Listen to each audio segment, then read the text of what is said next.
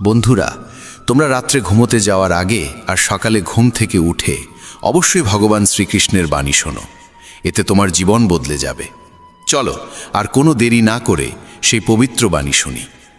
শ্রীমদ্ ভগবদ্গীতাকে নিয়ে বলা হয়েছে একং শাস্ত্রং দিবকী পুত্র গীতাম, অর্থাৎ একমাত্র সেই শাস্ত্র যার গায়ন স্বয়ং ভগবান শ্রীকৃষ্ণের মুখ নিঃসৃত বাণী থেকে হয়েছে, তাই শ্রীমদ্ ভগবদ্গীতা।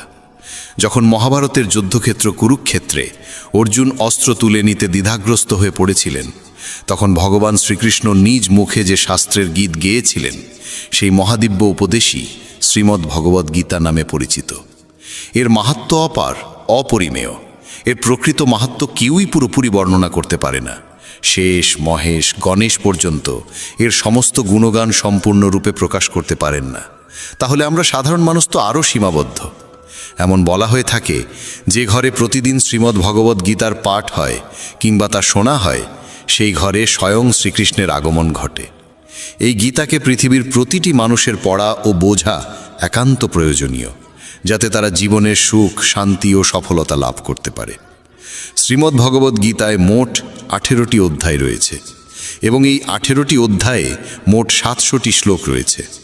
এই কারণেই আমরা আজ শ্রীমদ্ ভগবদ্গীতার ঐশ্বরিক জ্ঞান থেকে অনুপ্রাণিত হয়ে 151টি গুরুত্বপূর্ণ ভাবনার কথা জানব, যেগুলো আমরা খুব সহজ ও সরল ভাষায় তোমাদের বোঝাতে চেষ্টা করব।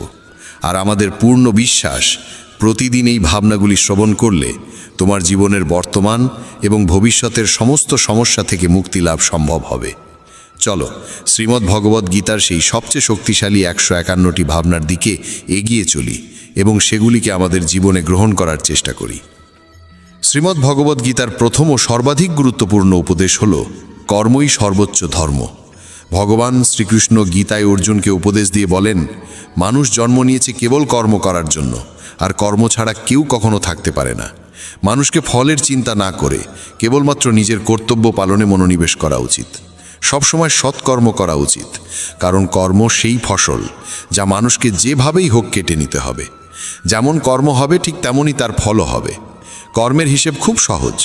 ভালো করো, ভালো ফল পাবে; খারাপ করো, খারাপ ফল পাবে। মানুষ যে রূপে ঈশ্বরকে স্মরণ করে, ঈশ্বরও তাকে সেই রূপেই দর্শন দেন।